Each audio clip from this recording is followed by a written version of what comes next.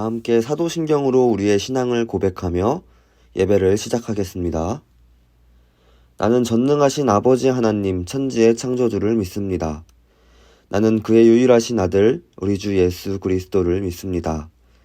그는 성령으로 잉태되어 동정녀 마리아에게서 나시고 본디오 빌라도에게 고난을 받아 십자가에 못 박혀 죽으시고 장사된 지 사흘 만에 죽은 자 가운데서 다시 살아나셨으며 하늘에 오르시어 전능하신 아버지 하나님 우편에 앉아 계시다가 거기로부터 살아있는 자와 죽은 자를 심판하러 오십니다. 나는 성령을 믿으며 거룩한 공교회와 성도의 교제와 죄를 용서받는 것과 몸의 부활과 영생을 믿습니다. 아멘.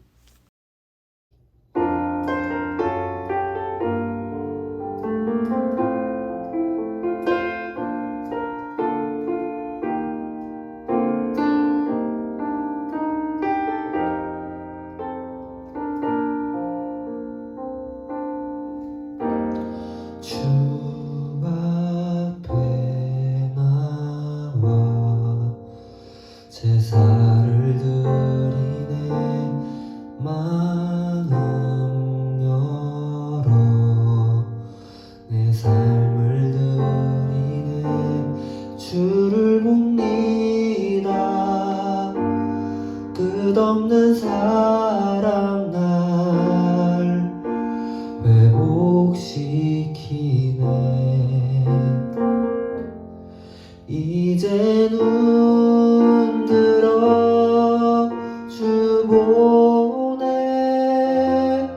그 능력 날 새롭게 주님의 사랑 날 만지시니 내 모든 두려움 사라지네. 폭풍 속에도 주 붙들고 믿음으로 주와 건네. 갈보리 언덕 넘어 그 어느 날 주 안에 온전케 되리.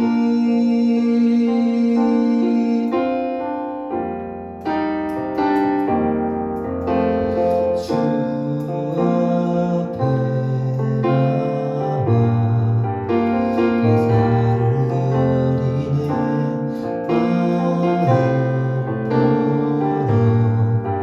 내 삶을 드리네. 주를 봅니다. 끝없는 사랑 날 회복시키네. 이제 눈 들어 주 보네. 그 능력 날 새롭게 주님의 사랑 날 만지시니 내 모든 두려움 사라지네. 폭풍 속에도 주 붙들고 믿음으로 주와 건네. 갈보리 언덕 넘어 그 어느 날 주 안에 온전케 되리. 이제 눈 들어 주 보네. 그 능력 날 새롭게 주님의 사랑 날 만지시니 내 모든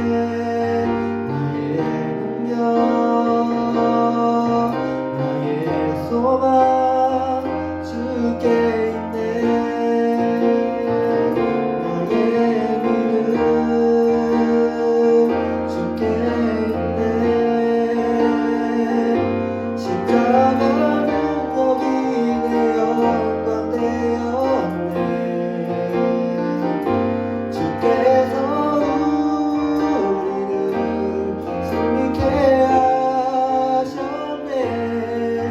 나의 능력,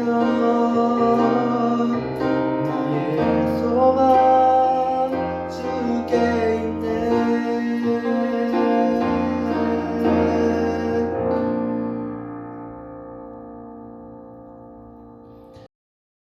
봉헌 찬양 나의 맘 받으소서 함께 찬양하며 준비하신 예물 하나님께 올려드리겠습니다.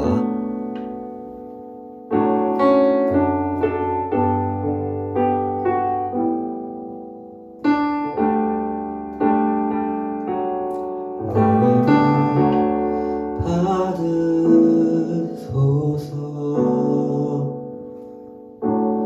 오셔서 주님의 저소 삼으소서.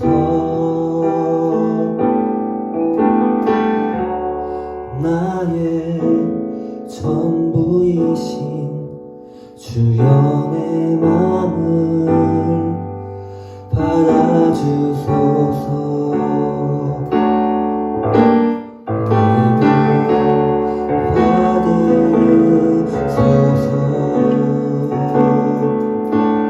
오셔서 주님의 저소 삼으소서. 나의 전부이신 주연의 맘을 받아주소서.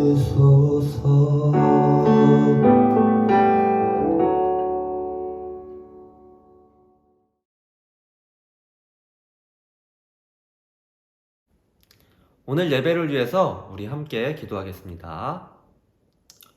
우리의 예배를 기뻐 받으시는 하나님, 오늘 우리가 각자의 자리에서 우리의 마음을 모아 주님께 예배드립니다. 주님, 우리가 있는 그곳에 함께 하셔서 우리의 마음과 생각을 정결하게 하시옵고 우리의 뜻과 모든 생각을 주님께 올려드려 주님의 말씀을 귀하게 마음밭에 심을 수 있도록 주님 인도하여 주시옵소서. 주님, 우리에게 오늘 들려주시는 말씀을 마음에 담아 한 주간 주님의 뜻대로 살아가기를 소망합니다. 그 과정 속에서 위기와 어려움과 유혹들이 찾아오겠지만 담대하게 이겨내고 주님의 뜻을 이 땅에 심어나가는 우리가 될 수 있도록 축복하여 주세요. 또 주님께 드리는 예물들이 있습니다. 기쁘게 받아주시고 어려운 중에도 올려드리는 그 예물 가운데 함께 하셔서 이 예물들이 사용되는 곳마다 주님의 사랑이 풍성하게 열릴 수 있는 축복을 내려주세요. 사랑이 많으신 예수님의 이름으로 기도드렸습니다. 아멘. 오늘 우리에게 주시는 하나님 말씀은 마가복음 1장 9절에서 13절까지 말씀입니다. 함께 읽겠습니다. 그때 예수께서 갈릴리 나사렛으로부터 와서 요단강에서 요한에게 세례를 받으시고 곧 물에서 올라오실새 하늘이 갈라짐과 성령이 비둘기같이 자기에게 내려오심을 보시더니 하늘로부터 소리가 나기를 너는 내 사랑하는 아들이라 내가 너를 기뻐하노라 하시니라. 성령이 곧 예수를 광야로 몰아내신지라. 광야에서 40일을 계시면서 사탄에게 시험을 받으시며 들짐승과 함께 계시니 천사들이 수종들더라. 아멘.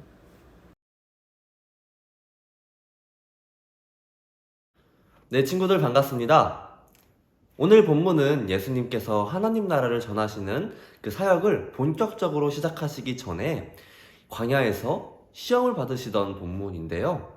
오늘 일어난 사건을 좀 순서대로 간략하게 정리해보면 이렇습니다. 예수님께서 세례를 받으실 때 하늘에서 성령이 내려와서 예수님께 임하게 되었고 하늘에서 예수님을 하나님의 아들이라 말씀하시는 음성이 들려오게 되죠. 하나님 자신으로부터 이 땅에서 복음을 전할 자격을 얻게 된 것입니다. 그리고 어떤 사건이 일어나게 되나요? 예수님께서 광야로 내몰리신다고 나와 있죠. 세례를 받고 하나님의 아들 된 자격을 인정받았으면 곧바로 사역을 시작하시면 될 텐데 그렇게 하지 않으시고 하나님께서는 예수님을 광야로 내몰아 가셨던 것이죠. 세례를 받고 사역을 그냥 참 시작하면 좋을 텐데 그 사이에 이 광야라는 공간에서 시험을 받게 된 것입니다. 더불어 예수님을 광야로 내몬 이가 바로 성령님이었다는 사실은 이 광야라는 공간에서 시험 받는 일이 예수님에게 꼭 필요한 일이었으며 중요한 일이 일어난다는 의미이기도 합니다. 여러분은 광야라고 생각을 할 때 보통 어떤 이미지가 떠오르시나요? 저 같은 경우에는 광야라고 생각할 때 굉장히 사막 같은 삭막하고 공허하고 황량한 장소가 떠오르고는 합니다. 식물도 없고 생기 있는 것들이 사실 떠오르지가 않죠. 그런데 이 성경에서는 예수님이 가신 그 광야를 이렇게 표현하고 있습니다. 들짐승과 함께 계셨고 천사들이 수종든지라 하고요. 여러분, 들짐승이라고 하면 인간에게 길들여지지 않은 하나님께 창조된 순수한 모습 그대로 남아있는 존재들이겠죠. 하나님의 창조를 연상시키는 이들입니다. 하나님의 생명으로 가득한 이들 말이죠. 또한 이 광야라는 공간은 하나님께서 인간과 직접 관계를 맺으시는 곳이기도 합니다. 하나님의 종이었던 이 천사가 사람이신 예수님의 필요를 채워주고 있는 곳이었죠. 그러니 방해받지 않고 손상되지 않는 공동체를 이루는 곳이기도 했습니다.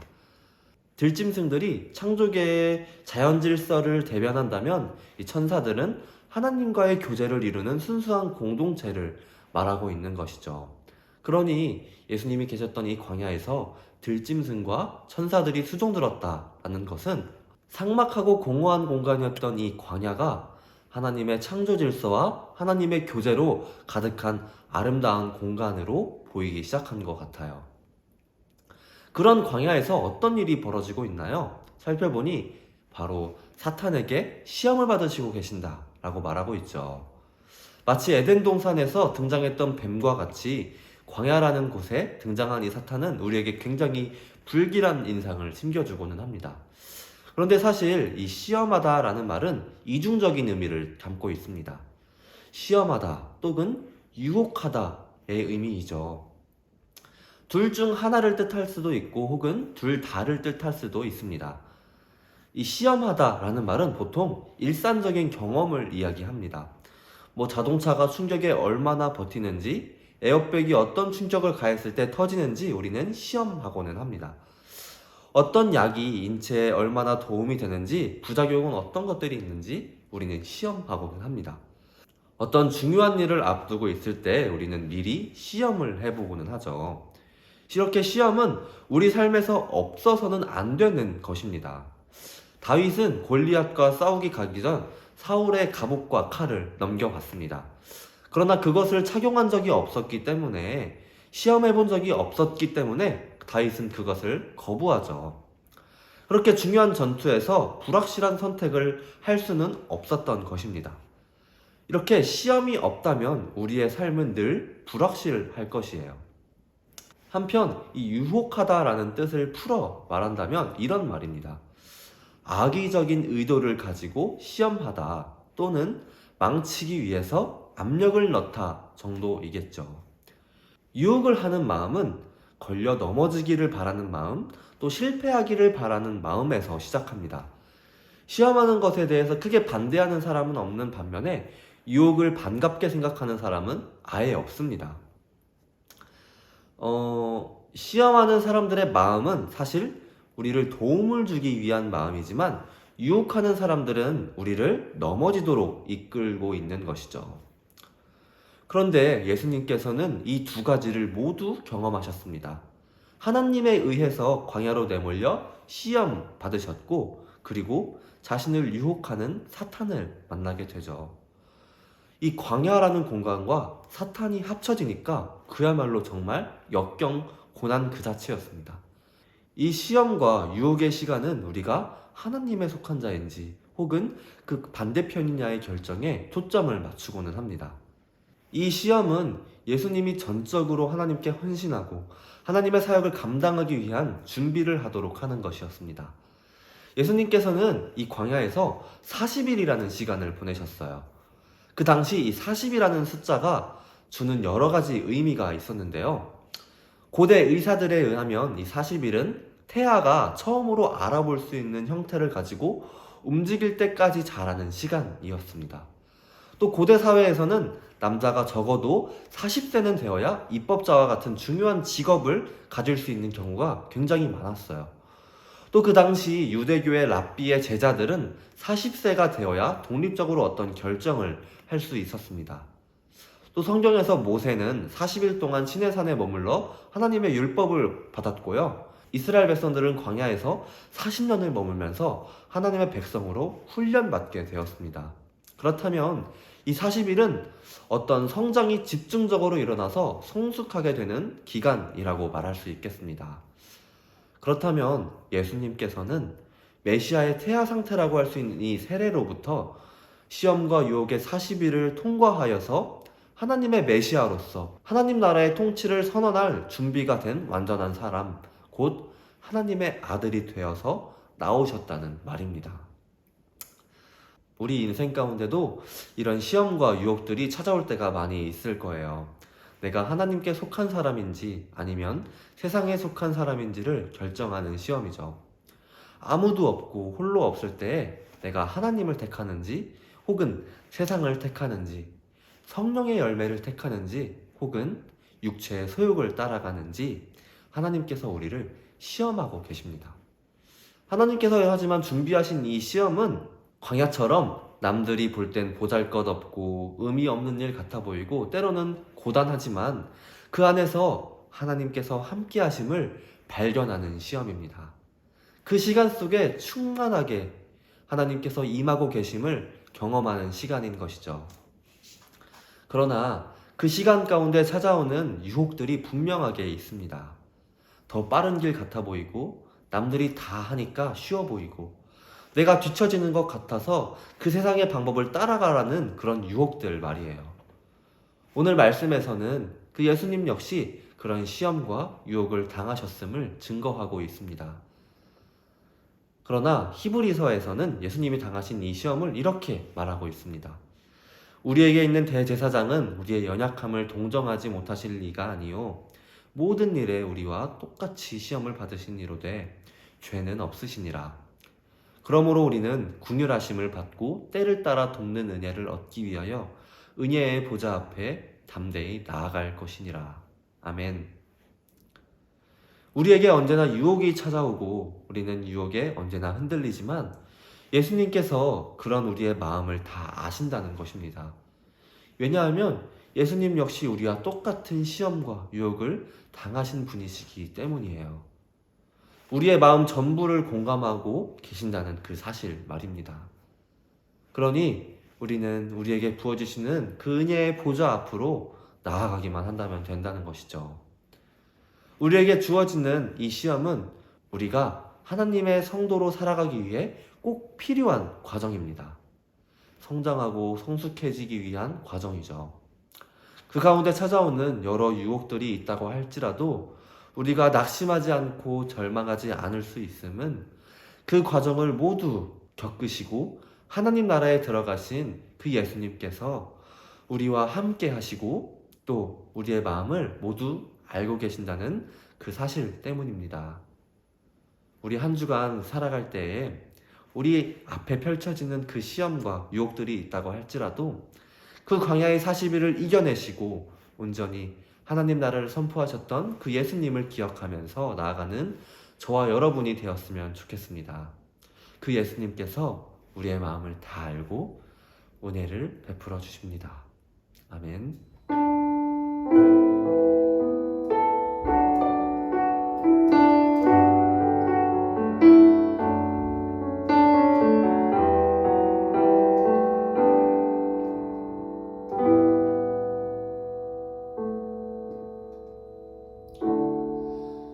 혼자서만 세상을 사는 듯이 주가 멀어 보이기만 할 때 우리는 바라보아야 하네. 우리에게 오셨던 그 주님은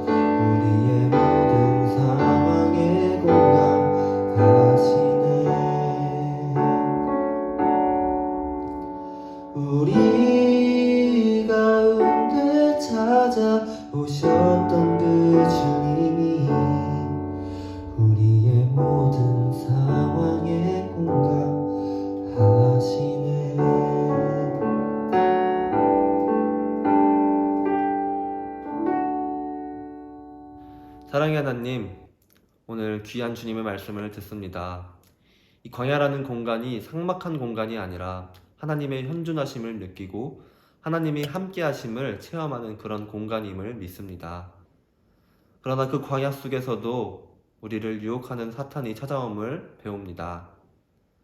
그 시험과 유혹을 이겨내고 온전히 하나님 나라에 들어가셨던 그 예수님을 우리가 바라보며 우리에게 찾아오는 그 시험과 유혹에도 그 예수님의 뒤를 따라가며 그 예수님의 은혜를 구하며 그 시험과 유혹을 담대하게, 충만하게, 넉넉하게 이겨내는 우리가 될 수 있도록 주님 함께하여 주시옵소서. 이번 한 주도 주님을 따라가며 주님의 말씀대로 살아가기를 소망합니다. 주님, 우리와 함께하여 주시고 그 말씀대로 살아갈 수 있는 믿음과 용기를 허락하여 주시옵소서.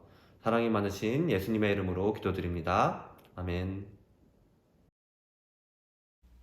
주님 가르쳐 주신 기도로 오늘 예배를 마치겠습니다. 하늘에 계신 우리 아버지여, 이름이 거룩히 여김을 받으시오며 나라가 임하시오며 뜻이 하늘에서 이루어진 것 같이 땅에서도 이루어지이다. 오늘 우리에게 일용할 양식을 주시옵고 우리가 우리에게 죄 지은 자를 사하여 준 것 같이 우리 죄를 사하여 주시옵고 우리를 시험에 들게 하지 마시옵고 다만 악에서 구하시옵소서. 나라와 권세와 영광이 아버지께 영원히 있사옵나이다. 아멘.